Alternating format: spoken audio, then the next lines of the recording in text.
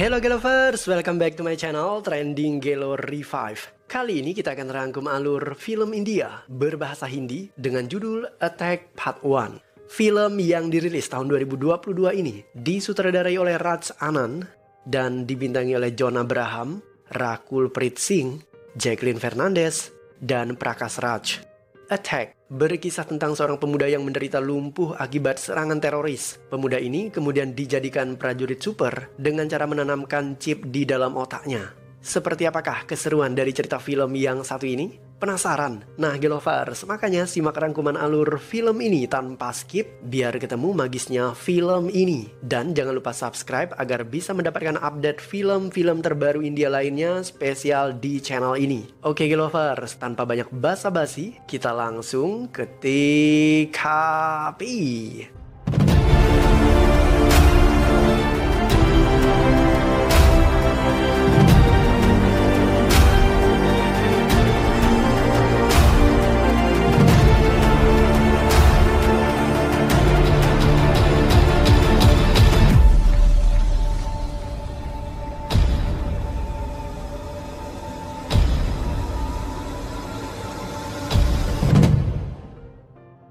25 November 2010, pasukan elit India melakukan serangan kilat ke jantung pertahanan musuh yang padat penduduk. Awalnya serangan dadakan itu berlangsung sempurna, hingga seorang wanita yang melihat aksi tersebut segera mengirimkan SMS ke komplotan penjahat. Alhasil, para penjahat bersiap siaga, dan serangan itu mendapatkan perlawanan yang sengit.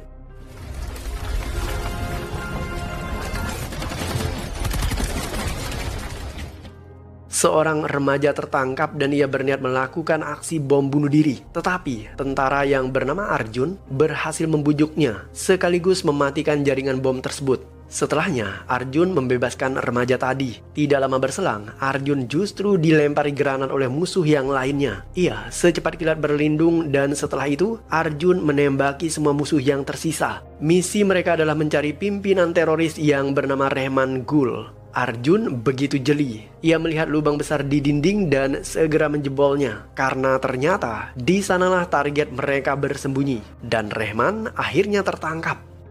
12 tahun berlalu setelah penangkapan Rehman Gul, seorang pramugari cantik bernama Aisyah terburu-buru menuju bandara. Aisyah secara tidak sengaja menabrak Arjun. Ia terpeleset dari tangga dan hampir saja terjatuh. Arjun secepat kilat menolong Aisyah, tetapi bibir mereka secara tidak sengaja berciuman.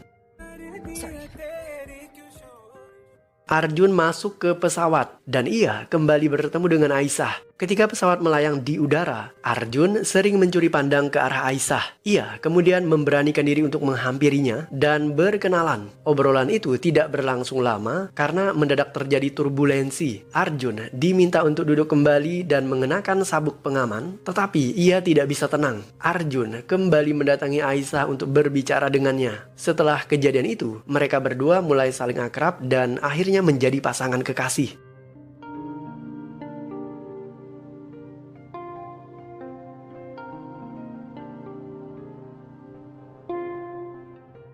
Suatu hari Arjun berniat melamar Aisyah, namun di saat bersamaan, sekelompok teroris menyerang bandara dan menembak massa secara membabi buta. Arjun berusaha melakukan perlawanan tetapi kakinya justru tertembak. Aisyah berusaha untuk menyelamatkan Arjun, tetapi ia justru tertembak oleh teroris. Arjun merangkak dan berusaha menjangkau Aisyah, tetapi ia juga ditembak tanpa ampun.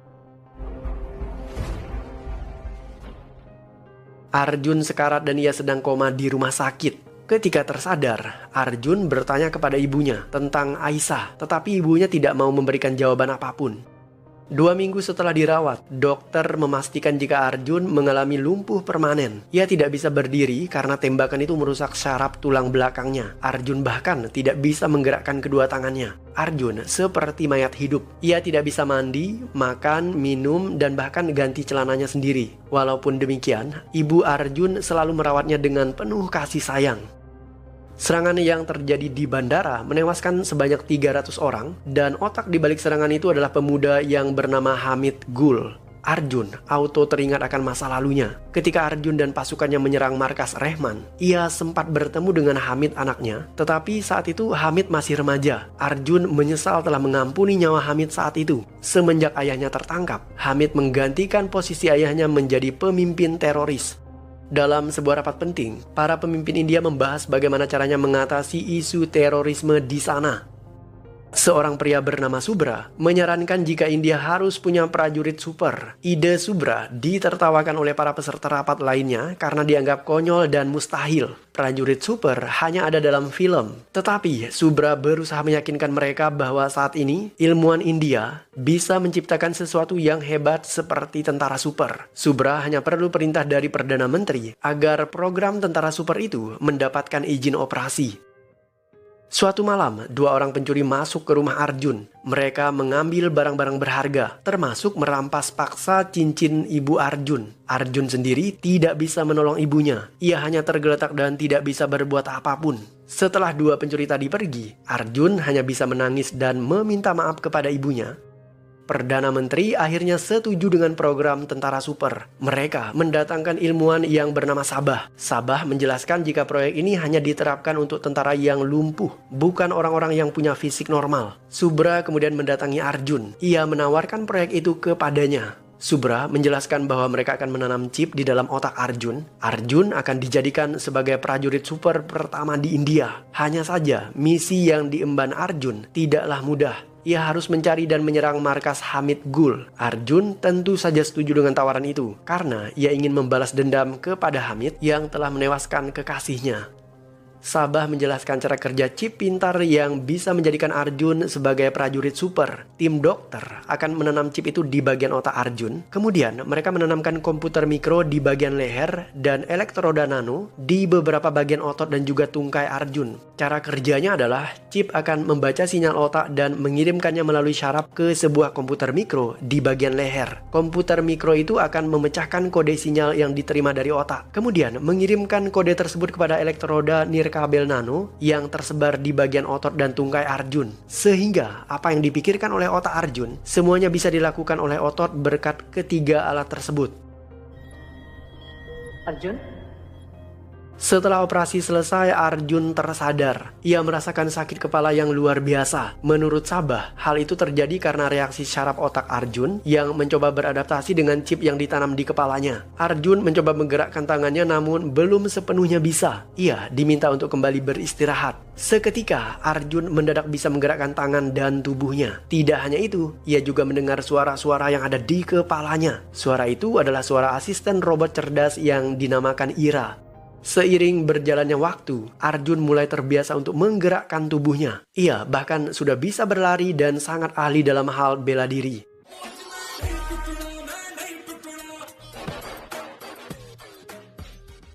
Arjun mulai membiasakan diri berkomunikasi dengan Ira. Ira ternyata sangat cerdas. Ia memberikan semua informasi yang diinginkan oleh Arjun. Ira bahkan berhasil melacak pencuri yang pernah membawa cincin ibu Arjun. Arjun segera merampas kembali cincin itu dari tangan sang pencuri. Tetapi pencuri tadi membawa teman-temannya untuk menghajar Arjun. Arjun sangat tangkas dan cekatan. Ia juga begitu kuat. Alhasil semua penjahat tadi berhasil dikalahkan.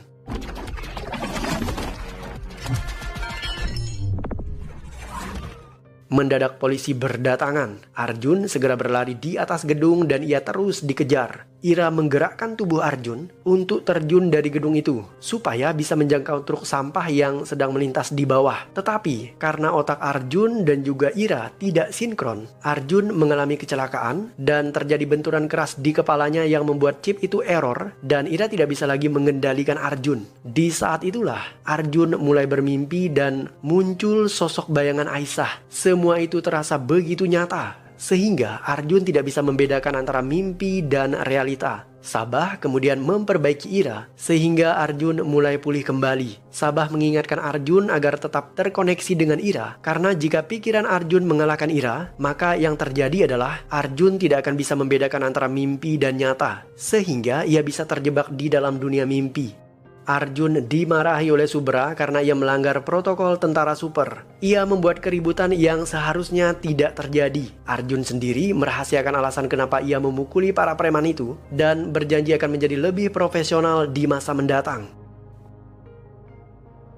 Sekelompok teroris masuk ke dalam gedung parlemen India. Mereka menyamar sebagai tentara RAF. Para pemberontak ini menargetkan serangan terhadap Perdana Menteri. Kebetulan, Sabah juga ada di sana untuk menghadiri rapat penting. Ketika para pemberontak mengintai kehadiran Perdana Menteri, Ira mendeteksi kehadiran Hamid di kota Delhi dengan melihat kamera CCTV di jalanan. Ia segera memberitahu Arjun bahwa saat itu Hamid berada di gedung parlemen. Arjun sadar jika Hamid akan menyerang gedung itu. Ia segera menghubungi Subra, tetapi semuanya terlambat. Pasukan teroris meledakkan gedung itu. Para pengawal segera mengamankan Perdana Menteri. Di dalam gedung, para pemberontak ini melepaskan tembakan membabi buta yang menewaskan siapapun yang mereka temui. Setelah itu, mereka juga masuk ke ruang sidang dan menyandra anggota parlemen. Sabah menyelamatkan diri dengan berlindung di bawah kursi. Pasukan RAF yang asli baru berdatangan ke TKP, tetapi mereka dibombardir oleh para teroris tersebut. Perdana Menteri berusaha melarikan diri menggunakan pintu darurat, tetapi Hamid Gul sudah menunggunya di sana. Ia membunuh semua pengawal dan menangkap Perdana Menteri. Setelah itu, mereka mengunci pintu dan menyandra lebih dari 300 anggota parlemen termasuk Perdana Menteri. Untuk menangani kondisi darurat ini, Presiden menunjuk Menteri Dalam Negeri yang bernama Vijay agar mengatasi masalah tersebut. Vijay ditelepon oleh pemimpin teroris yang bernama Hamid. Hamid mengaku telah menyandra Perdana Menteri dan meletakkan sejumlah bom di dalam gedung itu. Jika pemerintah India berani masuk ke dalam gedung, maka Hamid akan membunuh semua orang. Hamid kemudian membuat 3 tuntutan. Pertama, ia meminta Menteri Dalam Negeri agar menarik kembali pasukan elit yang telah diturunkan dari atas atap. Sebagai gantinya, Hamid akan membebaskan 50 orang tawanan. Setelah itu, Hamid mematikan telepon. Subra kemudian meminta Panglima Perang India agar menarik pasukan elitnya. Mereka hanya menyisakan Arjun sendirian di sana. Ketika anak buah Hamid memeriksa atap gedung, mereka tidak menemukan siapa-siapa di sana karena Arjun bersembunyi di dalam ventilasi. Hamid kemudian memenuhi janjinya. Ia melepaskan 50 orang tawanan. Media heboh memberitakan tentang serangan teroris tersebut. Serangan itu adalah serangan teroris terbesar yang pernah terjadi di India. Selanjutnya, Hamid kembali menelpon dengan tuntutan yang kedua. Ia meminta pemerintah untuk membebaskan Rehman Gul. Hamid memberikan tenggat waktu 1 jam agar pemerintah membebaskan ayahnya. Menteri Dalam Negeri mulai kebingungan. Terjadi perdebatan antara kubu Mendagri dengan Panglima Perang India. Sang jenderal tidak setuju jika Mendagri mengabulkan semua tuntutan teroris. Begitu pula dengan Subra. Subra lebih percaya kepada kekuatan Arjun ketimbang harus tunduk dengan keinginan teroris. Tetapi Menteri Dalam Negeri telah mendapatkan mandat dari Presiden untuk mengambil keputusan. Dan ia tetap ngotot dengan kehendaknya. Menteri Dalam Negeri hanya menginginkan keamanan Perdana Menteri. Tidak ada yang boleh menyerang jika keselamatan Perdana Menteri terancam. Sementara itu, Arjun berhasil masuk ke dalam gedung dan membunuh beberapa tentara musuh di sana. Ia meretas kamera CCTV di dalam gedung itu. Kondisi di dalam gedung sekarang bisa dipantau langsung oleh Subra dan Menteri Dalam Negeri. Setelah itu, seorang tentara musuh bernama Husin ingin menikmati tubuh Sabah. Sabah berteriak meminta pertolongan dan suaranya didengar oleh Arjun dan juga Hamid. Arjun bergegas ke ruangan itu. Begitu pula Hamid dan pasukannya. Tetapi Subra melarang Arjun untuk menolong Sabah karena ia khawatir jika Arjun akan tertangkap basah oleh Hamid. Arjun tidak peduli dengan ucapan Subra. Ia masuk ke dalam dan secepat kilat membunuh Husin dan teman-temannya.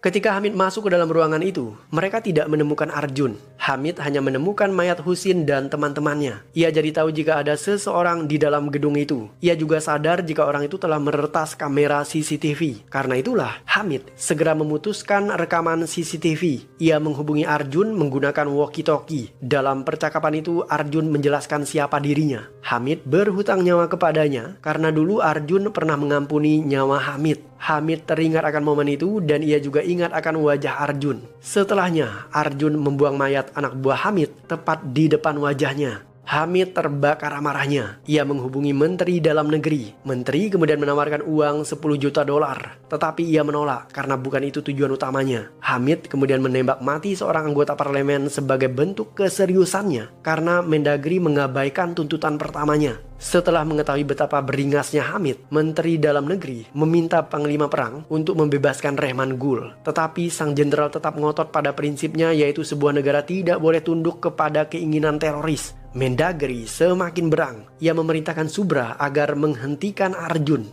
Arjun kemudian diminta menyerahkan dirinya kepada Hamid supaya tawanan yang lain bisa selamat. Arjun menuruti perintah atasannya. Arjun dibawa menghadap Hamid. Di sana, ia dipukuli di bagian leher yang membuat Arjun kehilangan kontak dengan Ira. Itu artinya Arjun kembali lumpuh.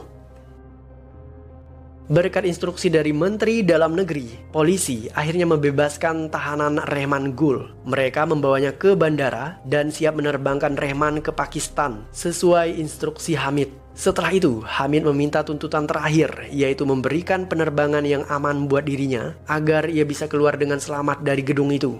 Hamid akan segera meninggalkan tempat itu. Ia meminta remote kontrol bomnya kepada Saklain, temannya. Hamid mengaktifkan bom tersebut dan dalam waktu 25 menit bomnya akan segera meledak. Setelah itu, Hamid membunuh Saklain karena Saklain adalah orang satu-satunya yang bisa menjinakkan bom tersebut. Hamid kemudian meminta Mustafa, temannya, agar menjaga tempat itu untuk memastikan agar bomnya benar-benar bisa meledak. Setelah itu, Hamid meninggalkan gedung parlemen menggunakan kendaraan. Sementara itu, Sabah secara diam-diam mengambil laptopnya dan ia mengaktifkan kembali Ira di dalam otak Arjun. Arjun tersadar, tetapi ia belum mendapatkan kembali ingatannya secara utuh. Arjun kini bermimpi. Ia bertemu dengan kekasihnya Aisyah dan melamarnya. Aisyah menerima lamaran itu dan setelahnya mereka berdansa. Seketika, Aisyah menyadarkan Arjun bahwa dunia mereka sudah berbeda. Aisyah hadir dalam mimpi Arjun hanya untuk memberitahu Arjun bahwa ia sangat mencintainya. Dan kini, Arjun harus melepaskan kepergian Aisyah dengan tenang. Arjun hanya bisa menangis ketika bayangan Aisyah akhirnya memudar. Tetapi setelah itu, ia berhasil menghubungkan dirinya kembali dengan Ira. Arjun kemudian mendapatkan kembali kekuatannya dan ia berhasil menghabisi semua musuh yang tersisa di ruangan itu.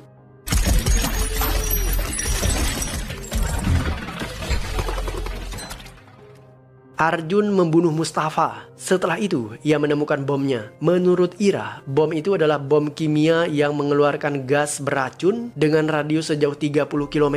Dan bom itu tidak bisa dijinakkan selain menggunakan remote control. Arjun meminta Subra menghentikan mobil yang mengangkut Hamid ke bandara, karena Hamidlah orang yang membawa remote control itu. Setelah dihentikan mobilnya dan kemudian diperiksa, ternyata di dalam mobil itu tidak ada Hamid. Arjun segera mencari Hamid menggunakan bantuan Ira. Diketahui jika gedung parlemen itu memiliki terowongan bawah tanah, tetapi terowongan itu sudah ditutup lama sejak kolonial Inggris. Arjun sadar jika Hamid sengaja mengulur-ngulurkan waktu dengan 3 tuntutannya hanya untuk mengebor terowongan tersebut dan melarikan diri dari sana. Ira memindai kamera CCTV di jalanan ibu kota dan ia berhasil menemukan Hamid.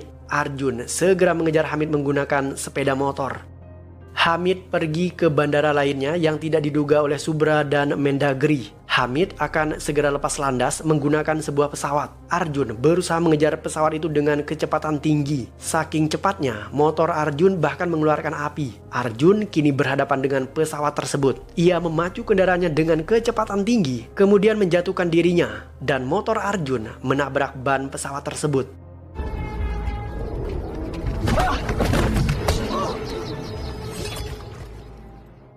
Arjun berhasil membunuh Hamid. Ia segera merampas remote control dari bom itu. Berkat bantuan Ira, Arjun berhasil menjinakkan bom tersebut melalui remote control jarak jauh. Para tawanan akhirnya berhasil keluar dari gedung parlemen. Subra menghubungi Arjun. Ia mengucapkan terima kasih kepada Arjun, sang pahlawan super yang telah menyelamatkan jutaan warga Delhi. Subra juga mengatakan bahwa mereka telah membunuh Rehman dengan cara membuangnya dari pesawat.